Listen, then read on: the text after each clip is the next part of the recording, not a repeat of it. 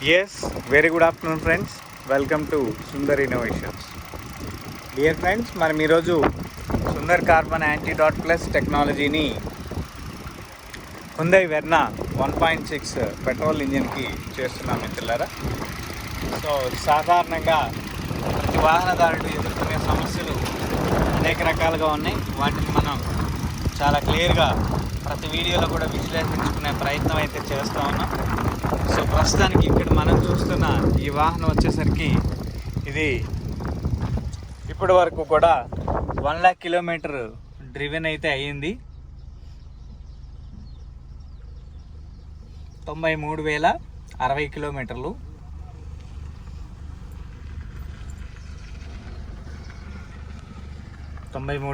కిలోమీటర్లు. ఇప్పటికి డ్రివెన్ అయ్యింది. So vehicle petrol engine. ఇప్పటి వరకు కూడా తిరిగిన మైలేజ్ ఏదైతే ఉందో దాని తాలూకు కొంత పొల్యూషన్ అయితే ప్రతి వాహనానికి వస్తుంది. మనకి ఇది పెట్రోల్ ఇంజిన్ క్లియర్గా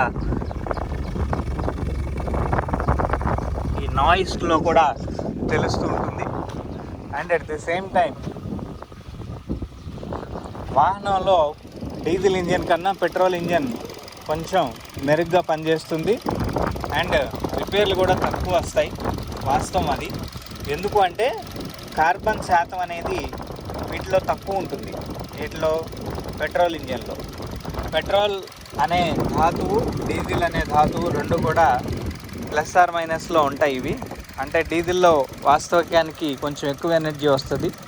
పెట్రోల్లో ఆవిరయ్యే స్వభావం అనేది ఉండటం వల్ల తక్కువ ఎనర్జీ వస్తుంది. సో ఆ విషయాన్ని మనం తెలుసుకోలేని పరిధిలో మనం ఎక్కువ డీజిల్ ఇంజిన్లే మనం వాడే ప్రయత్నం అయితే చేస్తూ ఉంటాం. డీజిల్ ఇంజిన్ అనేది ఎక్కువ పవర్, ఎక్కువ టార్క్ ఇస్తుంది. అదేవిధంగా కార్బన్ కూడా ఎక్కువ రిలీజ్ చేస్తుంది. ఈ రిలీజ్ చేసిన కార్బన్ అంతా కూడా ఇంజన్లో అన్ని ఏదైతే ఇంజన్లో రన్నింగ్ మూవింగ్ పార్ట్స్ ఉంటాయో అన్ని పార్ట్స్ని కూడా ఆవహించి ఆ పార్ట్స్ మీద ఈ కార్బన్ లేయర్ అనేది ఫామ్ అవటం జరుగుతుంది. ఈ ఫామ్ అయిన లేయర్ ఏదైతే ఉందో ఇది వెహికల్కి కొంత డిస్కంఫర్ట్గా ఉంటుంది. అంటే ఏంటి ఆ డిస్కంఫర్ట్ అంటే ఇంజన్ హార్డ్గా తయారవుతుంది, కంబషన్ కొంచెం ఇదిగా ఉంటుంది. అంటే క్లీన్ కంబషన్ అనేది ఉండదు, స్మూత్ ప్రాసెస్ అనేది రన్ అవ్వదు. ఇలాగా అనేక రకాలుగా టెక్నికల్ ఇష్యూస్ అవుతాయి. And at the same time ఏదైతే ఇంజిన్ ఆయిల్ ఉందో ఈ ఇంజిన్ ఆయిల్ డెన్సిటీ మారుతూ ఉంది. డెన్సిటీ మారడం అంటే ఇంజిన్ ఆయిల్ బాగా చిక్కగా అవుతుంది. దేని ద్వారా అవుతుంది? కేవలం మనం బర్న్ చేసిన డీజిల్లో ఉండే కార్బన్ పదార్థం వల్ల. ఈ కార్బన్ ఇంజన్లోకి వెళ్ళి ఇంజన్ నుంచి ఇంజన్ యొక్క వాల్యూస్ని అన్నిటినీ కూడా అంటే ఇంజన్ మెటల్ దాని యొక్క పూర్వ వైభవాన్ని నష్టపరుస్తూ ఉంటుంది. అంటే ఇంజన్ మెటలాజికల్ ఏదైతే నష్టపోతుందో ఆ నష్టపోయే విధానాన్ని మనం తగ్గించుకోవడం చాలా ముఖ్యమైన పరిధి. దానిలో పెట్రోల్ ఇంజిన్, డీజిల్ ఇంజిన్ రెండింటిని కనుక మనం ఒకసారి చూసినట్లయితే పెట్రోల్ ఇంజిన్ కొంచెం తక్కువ కార్బన్ నమోదవుతుంది. And at the same time petrol ఇంజిన్కి వైట్ కార్బన్ వస్తుంది. అంటే అందరికీ కార్బన్ కనిపించదు, అది ట్రాన్స్పరెంట్ కోడ్లో ఉంటుంది. డీజిల్ ఇంజిన్కి వచ్చేసరికి బ్లాక్ కార్బన్ వస్తుంది.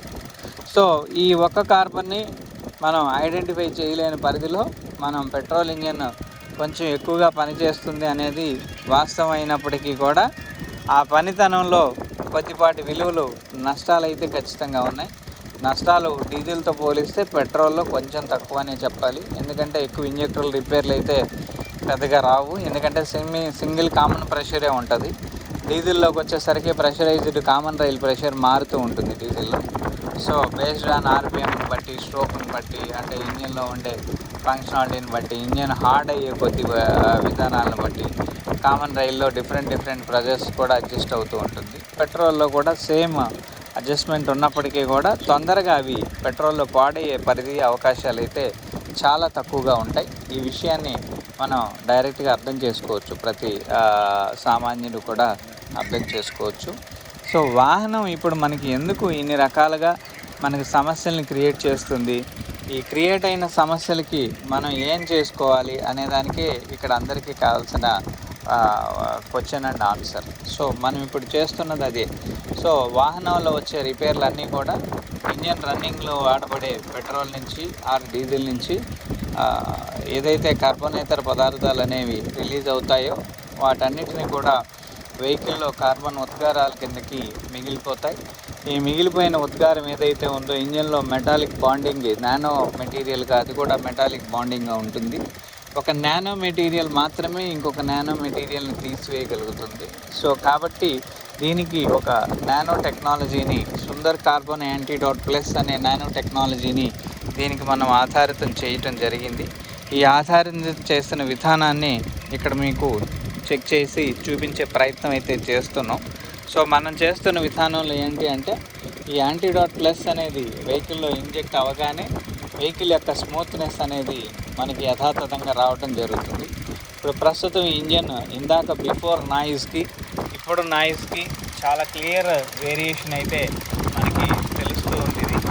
సో దీని యొక్క వాల్యూ ఏంటయ్యా అంటే ఇంజన్ కండిషన్ అనేది అప్డేట్ అవుతుంది. ఇంజన్లో ఉండే వైట్ కార్బన్ ఏదైతే ఉందో అదంతా కూడా ఇప్పుడు ఎగ్జాస్ట్ గ్యాసెస్ ద్వారా స్లోగా రిలీజ్ అవ్వటం మనం గమనించవచ్చు. అండ్ దాంతోపాటు ఇంజన్లో పేరుకుపోయిన పదార్థాలన్నీ కూడా ఈజీఆర్ అంటే దాదాపు ఎగ్జాస్ట్ గ్యాస్ రిలీజింగ్ సిస్టంలో పేరుకుపోతూ ఉంటాయి. సో దాన్ని కూడా క్లీన్ చేసే పరిధి కావాలి. సో ఈ వెహికల్కి ఆల్రెడీ ఆ టెక్నికల్ ప్రాబ్లం అయితే ఫస్ట్ నుంచి ఉందని చెప్తా ఉన్నారు. ఎప్పటి నుంచి ఉంది ఇది? 60,000లో ఎర్రర్ కోడ్ వచ్చింది. సో 60,000కి ఎర్రర్ కోడ్ వచ్చింది. ఇది అప్డేటెడ్ వెహికల్ BS4 అనుకుంటా కదా, BS6 2022 21 అంటే BS6. సో BS6 వెహికల్ ఇది. సో BS6లో వాళ్ళు చేసిన కొన్ని ఇంప్రూవ్మెంట్స్ కొన్ని టెక్నాలజీస్ వల్ల ఇవి సాధారణంగా ఇప్పుడు ఉన్న లేటెస్ట్ వెహికల్స్ అన్నీ కూడా ఎక్కువ టెక్నికల్ ఎర్రర్స్ వస్తూనే ఉన్నాయి. వాటిని శోధించే పరిధిలో ఆ షోరూమ్ వాళ్ళందరూ కూడా మెయింటైన్ చేస్తూ ఉన్నారు. సో దానిలో ఎక్కడైతే మనకి వెహికల్లో ప్రాబ్లం రైజ్ అవుతుంది, ఎందుకు వస్తుంది ఎర్రర్ కోడ్ అనే దాన్ని ప్రతి ఒక్కళ్ళు ఆలోచించాల్సిన అవసరం ఉంది. ఎర్రర్ కోడ్ ఎందుకు వస్తుంది? ఈజీఆర్ వాళ్ళు బ్లాక్ అయినప్పుడు వస్తుంది. ఈజీఆర్ని మనం క్లీన్ చేసుకోవాలి. And at the same time automotive research దీని ప్రకారం ఆటోమొబైల్ ఇంజనీరింగ్ వ్యవస్థల ప్రకారం ఈజీఆర్ అనేది మనం దాదాపు ఒక ప్రతి అంటే 35,000కి 40,000 కిలోమీటర్లకు ఒకసారి ఈజీఆర్ మనం మార్పు చేసుకోవాల్సిన ఆవశ్యకత అయితే ప్రతి ఒక్కరికి ఉంటుంది. సో ఈజీఆర్ మార్పు చేయాలి అంటే ఈజీఆర్ని మనం కంప్లీటెడ్గా తీసివేయాలి. ఇదే ఫారెన్లో అంటే యుఎస్ వేరే కంట్రీస్లోకి వచ్చేసరికి ప్రతి 45,000 నుంచి 60,000 కిలోమీటర్ల లోపల ఈజీఆర్ని తీసివేస్తారు. అంటే అది తీసివేయడం వల్ల ఏమవుతుంది అంటే ఈజీఆర్ ఎగ్జాస్ట్ గ్యాస్లో హెవీ కార్బన్స్ ఏదైతే పార్టికులేట్స్ ఉన్నాయో వాటన్నిటిని ఈజీఆర్ కంట్రోల్ చేస్తుంది. సో ఇప్పుడు ప్రస్తుతం మనకి పొల్యూషన్ గురించి మనకు అనేక పాఠాలు చెప్తానే ఉన్నారు. సో ఆ పాఠాలు ఏంటంటే PM 1.0 PM 0.25 ఇలాగా అనేక పార్టికులేట్ మ్యాటర్స్ అని ఎయిర్లో భారధాతులుగా మారుతూ ఉన్నాయి. సిటీస్లో హెవీ పొల్యూషన్ అయితే వస్తూ ఉంది. ఈ పొల్యూషన్ని కంట్రోల్ చేయాలి. దానికి కాలం చెల్లిన వాహనాలన్నిటికీ కూడా ఈ పొల్యూషన్ ధాతువులు చాలా ఇబ్బందికరమైన పరిధిని గమనించామని ప్రస్తుతం ఆర్టీఏ చట్టమే డైరెక్ట్గా గవర్నమెంటే ఒక బాడీని ఏర్పాటు చేసి కాలం చెల్లిన వెహికల్స్కి అంటే 15 ఏళ్ళు కాలం చెల్లిన వెహికల్స్కి ఢిల్లీ లాంటి మెట్రోపాలిటన్ సిటీస్ ఏరియాస్లో ఆ వాల్యూస్ని అంటే కట్ చేసేసారు. వాటిని అంటే పెట్రోల్ ఇవ్వటం అనేది ఆపేసేసారు. సో ఇది ఎందువల్ల అంటే ఆ పార్టికులేట్ మ్యాటర్ ఎక్కువగా వస్తుంది. ఎందుకు ఎక్కువగా వస్తుంది అంటే ఈ యొక్క ఏదైతే ఈజీఆర్ మార్పులు చేర్పులు జరగలేదు. వెహికల్ మెయింటెనెన్స్ ఎన్నిసార్లు చేసినప్పటికీ కూడా మనకి పూర్వం పాత రోజుల్లో కొన్ని ఫోన్స్ ఉండేవి. ఫస్ట్ మనం అంటే ఇప్పుడు మనం 4G 5Gలో ఉన్నాము. 1G నడిచిన సమయంలో కొన్ని ఫోన్స్ ఏ ఫోన్ అయినా సరే 300 to 600 వర్కింగ్ అవర్స్ అంటే ఆ ఫోన్లో కూడా మెన్షన్ చేసేవాళ్ళు ఈ ఫోన్ ఎన్ని వందల గంటలు వాడచ్చు అనే దాని మీద మెన్షన్ చేసేవాళ్ళు. అంటే ఫోన్లో సెట్టింగ్స్లోకి వెళ్ళి ఫోన్ టెక్నికల్ డీటెయిల్స్లో కనుక అడిగితే అది చెప్పేది మనకప్పుడు. ఆ రోజుల్లో ఆ ఫోన్లు 300 గంటలు 400 గంటలు పనితీరు మాత్రమే పనిచేసేవి. ఆ తర్వాత ఆ ఫోను పని చేయదా అంటే పని చేస్తుంది, కానీ దాన్ని వాడడం అనేది కొంచెం ఇబ్బందికరమైన పరిస్థితి. అది రేడియేషన్ ఆధారితం అయిపోతుంది. ఆ తర్వాత ఆ యొక్క బ్యాటరీస్ అన్నీ కూడా తగ్గిపోతాయి. అది వర్కింగ్ ఎలిమెంట్ అనేది చాలా కంఫర్ట్గా ఉండదు అనేది దాని ఉద్దేశం. బట్ ఆ ఫోన్లు ఎలా అయితే రేడియేషన్ పెంచుతూ ఫోన్లు త్వరగా రిపేర్లు వచ్చి ఇబ్బంది పెట్టినాయో, అలాగే ఇప్పుడు వెహికల్స్ కూడా అట్మాస్ఫియర్ని అదేవిధంగా ఇబ్బంది పెడుతున్నాయి అనేదాన్ని మనకి ఇక్కడ తెలియజేస్తున్నారు. ఈ విషయాన్ని మనం అర్థం చేసుకొని సో ఆ పాత వాహనాలకి మనం కాలుష్యాన్ని తగ్గించుకునే పరిధి అంటే ఇంకా మన దాకా రాలేదు ఈ చట్టం. సో అన్ని ఏరియాస్ కూడా ఇది కనుక వచ్చినట్లయితే ఇంచుమించు ఒక ఢిల్లీలోనే 60 lakhs వెహికల్స్ వర్ సీజ్డ్ అనమాట. అంటే 60 లక్షల వెహికల్స్ని సీజ్ చేయాల్సిన ఆవశ్యకత ఉంటుంది ఒక ఢిల్లీలో. సో 60 లక్షల వెహికల్స్ని మనం సీజ్ చేస్తే ఎంత దారుణంగా ఉంటుందో ఒకసారి ఊహించండి. అదేవిధంగా మన భారతదేశం మొత్తం ఎన్ని కోట్ల వెహికల్స్ ఉన్నాయో ఆలోచించండి. సో కాబట్టి ఈ కాలుష్య కోరలు మనం చిక్కుకున్నాం. ఈ కాలుష్య కోరల్ని నుంచి మనం బయటపడాలి అంటే ప్రతి సామాన్యుడు కూడా ఈ విధానం గురించి ఆలోచించాల్సిన అవసరం దగ్గర పడింది. ఇదే విధానాన్ని మనం 15, 16, 21 సంవత్సరం నుంచి అనేక ఇంజనీరింగ్ వ్యవస్థల్లో రీసెర్చ్లు చేస్తూ ఎన్నో విధానాలను మనం సోషల్గా మనం టెక్నికల్గా ప్రూవ్ చేసి ఒక నానో కోర్ టెక్నాలజీ అనేది మెకానికల్ కంబషన్కి యాడ్ ఆన్ చేస్తే పొల్యూషన్ అనేది భారత్ తగ్గిపోతుంది అనే దాన్ని పెట్టి, దాంతోపాటు engine life time, engine oil life time ఇలాంటివన్నీ కూడా వాల్యూస్ తీసుకొని వచ్చే విధంగా మనకి తెలుస్తుంది. సో ఆ విధానాన్ని మనం 1-to-1 యాడ్ ఆన్ వాల్యూస్లో మనం చాలా క్లియర్గా తెలియజేసాం. సో ఇప్పటికీ ప్రభుత్వం వారు కూడా ఈ విషయాల్లో కొంచెం స్పందిస్తూ ఈ కాలుష్యం అనే భారధాతువుని తగ్గించే ప్రయత్నం అయితే చేస్తూనే ఉన్నారు. సో ఆ చేసే విధానం యాజ్ పర్ లా అది అందరికీ కూడా చట్టబద్ధమే. అదే చట్టబద్ధాన్ని భవిష్యత్తులో ఇంకా ఎన్నో వెహికల్స్కి కూడా ఈ మార్పులు వీటన్నిటిని చేస్తూనే ఉంటారు. వాటిని కూడా ఒకసారి మనం పరిశీలనలోకి తీసుకోవాలి. సో వెంటనే మీ పాత వాహనం మీకు ఖర్చు పెట్టే పరిధి నుంచి ఆ వాహనంకి ఖర్చుని తగ్గించుకొని ఎంతో కొంత వాహనానికి తగిన ఖర్చుని ఆదాయం రూపంలో పొందే విధంగా ఈ యొక్క టెక్నాలజీని డిజైన్ చేయబడింది. ప్రతి ఒక్కళ్ళు కూడా ఈ విధానాన్ని ఆచరించగలరని, వాడుకోగలరని ప్రతి ఒక్కరికి కూడా తెలియజేస్తూ సవినయంగా ఈ యొక్క వీడియోలో మీ అందరికీ కూడా ఈ విషయాన్ని మనం తెలియజేసే ప్రయత్నం అయితే చేస్తూ ఉన్నాం. సో ఇక్కడ మనం చూస్తున్న ఈ గుడ్ కాంబినేషన్ వాల్యూస్ ఏవైతే ఉన్నాయో వీటిని మనం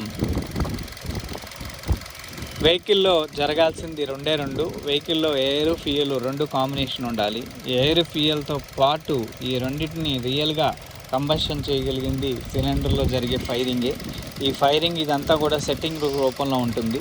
బట్ వీటన్నిటినీ కూడా 100% మనం గ్రాటిట్యూడ్లో పొందగలమా అంటే ఎట్టి పరిస్థితుల్లో ఇప్పుడు ప్రస్తుతం పొందలేకపోతున్నామనే చెప్పాలి.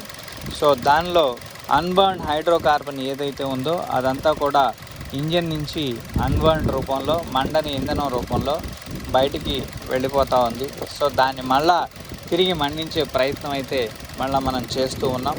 And at the same time ఏదైతే పర్సంటేజ్ ఆఫ్ వాల్యూ ఫ్యూయల్ బయటికి వెళ్ళిపోతూ ఉందో దాన్ని తిరిగి బర్న్ చేయడం ద్వారా వెహికల్లో రీకంబషన్ అంటే 100% కంబషన్ జరిగి ఈ కంబషన్ వల్ల వెహికల్ యొక్క వాల్యూస్ అన్నీ కూడా పెరుగుతున్నాయి అనేదాన్ని మనం ఇక్కడ ప్రూవ్ చేస్తున్నాం. దాంట్లో కొంత మైలేజ్ పెరుగుతుంది, స్మూత్నెస్ పెరుగుతుంది. ఇంజన్ నాయిస్ ఇప్పటికిప్పుడే మన కళ్ళ ముందలే ఇంజన్ యొక్క నాయిస్ చాలా క్లియర్గా డౌన్ అయిపోయింది. సో ఈ విధానం ఇప్పటికే కాదు, ఇదే విధానం 1,00,000 కిలోమీటర్ల వరకు పని చేయించగలగటం ఈ నానో టెక్నాలజీ యొక్క గొప్పతనం.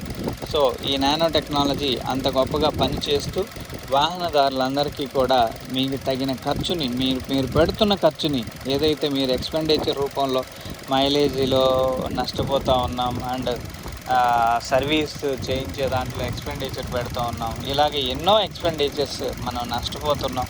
ఆ నష్టపోయే విధానాన్ని మీకు వీలైనంత వరకు తగ్గించాలనే ఒక దీంతో ఈ యొక్క ప్రోడక్ట్ని మీకు మన దేశంలో ఈ డెడికేట్ చేసేస్తూ ఎన్నో వాహనాలకి వీటిని మనం అందిస్తూనే ఉన్నాం.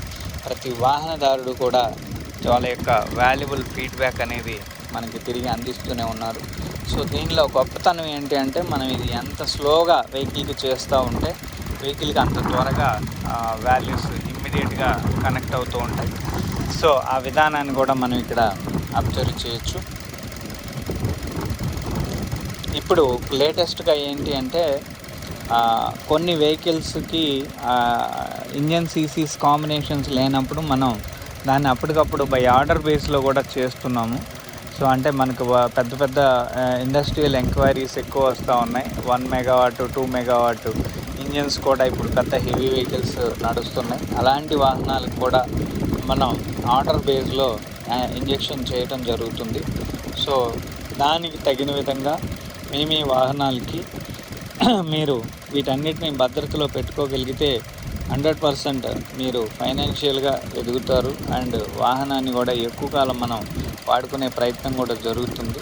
త్వరలో మేము ఈ విధానాన్ని ప్రభుత్వానికి కూడా పరిచయం చేసే ప్రయత్నం జరుగుతుంది. ఇప్పుడు ఏదైతే పాత వాహనాలు ఉన్నాయో ఒకేసారి అంటే చట్టసభల్లో ఆల్రెడీ కోర్టులో కూడా వాళ్ళు మెన్షన్ చేసుకున్నారు. వాహనదారులు 7-8 సంవత్సరాల లోన్ పరిధిలో బ్యాంక్ కింద ఉంటుంది, 2-3 సంవత్సరాలు కూడా మా కింద ఉండట్లేదు, 10 ఏళ్లలో వాహనాన్ని సీజ్ చేసి పడేసేస్తే మా పరిస్థితి ఏంటి అని ఢిల్లీలో ఇప్పుడు ఎవరైతే వాహనదారులు ఉన్నారో వీళ్ళందరూ కూడా కోర్టుని ఆశ్రయించడం జరుగుతుంది. భవిష్యత్తులో దీనికి పరిణామాలు అనేక రకాలుగా ఉంటాయి. దీనికి one and only one solution. ఆటోమొబైల్లో కంపెనీస్ డైరెక్ట్గా ఇవ్వలేని పరిధిలో మనం దీన్ని ప్రతి వాహనానికి తగిన విధంగా డిజైన్ చేసి వాహనదారుడి యొక్క మేలు కోరి ఒక సామాన్యుడి యొక్క డబ్బుని మళ్ళా తిరిగి వాడి జేబులోకి చేరుస్తున్నాము. ఇక్కడ ఖర్చు అయిపోతున్నది అనుకున్న డబ్బును కూడా మళ్ళీ తిరిగి ఆదాయం రూపంలో చేర్చడం అనేది చాలా గొప్ప విషయం. ఈ విషయాన్ని మీరందరూ అర్థం చేసుకొని మీరు ప్రతి వ్యక్తికి కూడా తెలియజేయగలరని మనం చేస్తూ ఉన్నాను మిత్రులారా. ఎలా ఉంది?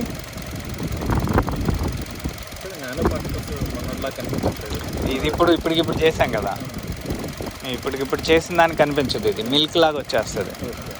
సో అది మనం చాలా వీడియోస్లో చెప్పేసేస్తాం. పోయినసారిది మనం ఆల్రెడీ మిక్స్ చేసింది.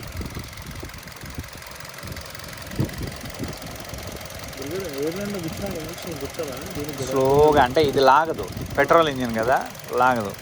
కొంచెం ఇంజిన్కి దగ్గరగా సెక్షన్లో ఉంటే లాగుతాయి, కొన్ని లాగవు. ఏదైతే లాగట్లేదో దానికి చిన్నగా ప్రెషర్ చేస్తూ ఉంటే డ్రాప్ బై డ్రాప్ వెళ్ళాలి.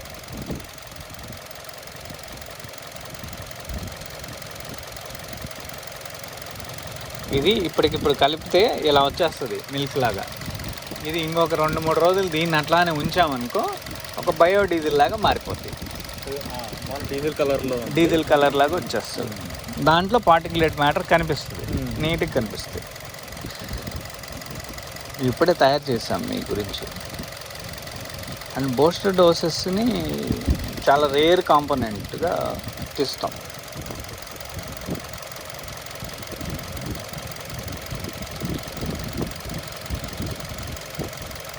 ఇప్పుడు ఆ ఈజీఆర్ కంప్లైంట్ కూడా ఆగిపోతుంది. ఒక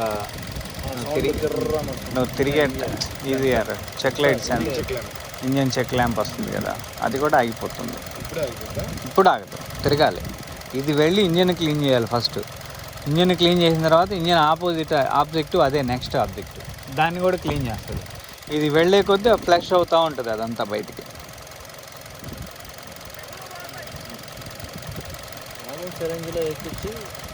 ఏదైనా సిలిండర్లో బండికి అయితేనేమో లాగేస్తుంది, అదే లాగేస్తుంది. జస్ట్ అలా గుచ్చి ఎయిర్ ఇన్లెట్లో ఒక దానికి పైప్ చూపిస్తాను, దాన్ని గుచ్చేస్తే అదే లాగేసుకుంటాం.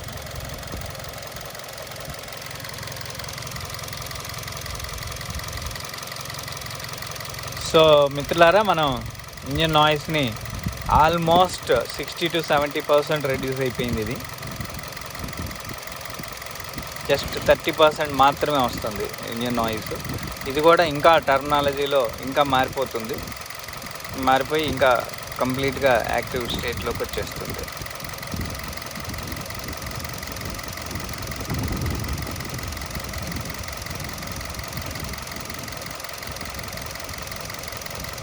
So near about 10 to 15 minutes injection చేయడం అనేది that is a good terminology. So vehicle యొక్క టైం అంటే వాడిన విధానాన్ని బట్టి వెహికల్ దీన్ని బట్టి లైఫ్ టైం అనేది నిర్దేశించబడుతుంది. ఇది ఆల్మోస్ట్ ఆల్ 1 lakh kilometer తిరిగింది. దీనికి కొంచెం యాంటీడాట్ ప్లస్లోనే బూస్టర్ డోసెస్ అనేవి కొన్ని డిజైన్ చేయడం జరిగింది. సో స్పెషల్ కేస్ కింద వాటిని చేస్తున్నాం. ఇప్పుడు ప్రస్తుతం ఈ వెహికల్కి కూడా అదే చేసాము మనం.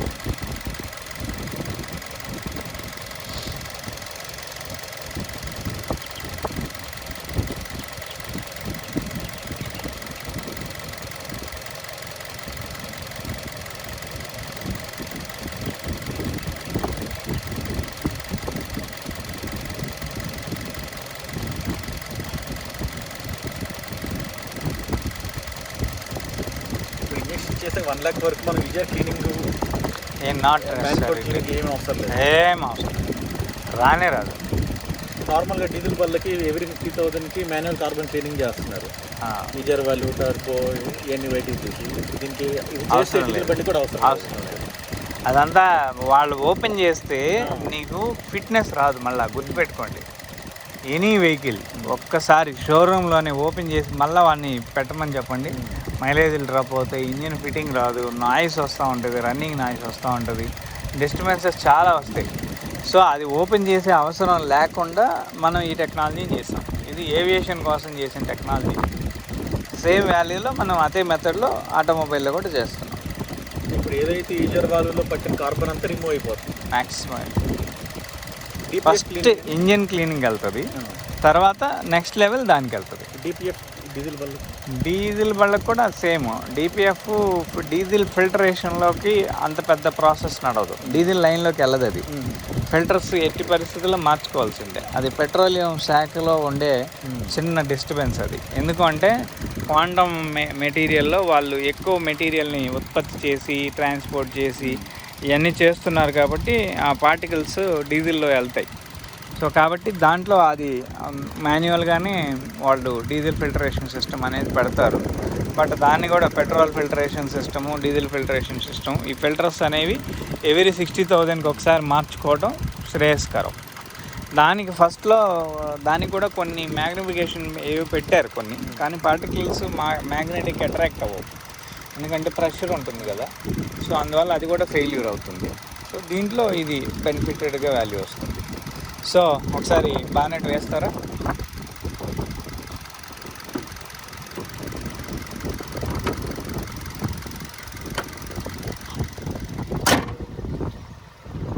ఇది బండి సౌండ్.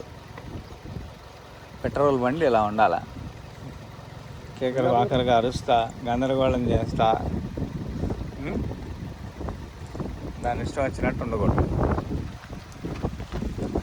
సో మిత్రులారా, ఇది ఈరోజు వీడియో. మళ్ళీ మరొక వీడియోలో కలిసే ప్రయత్నం చేద్దాం. Thank you for watching our video. Please subscribe our channel Sundar innovations. Thank you very much.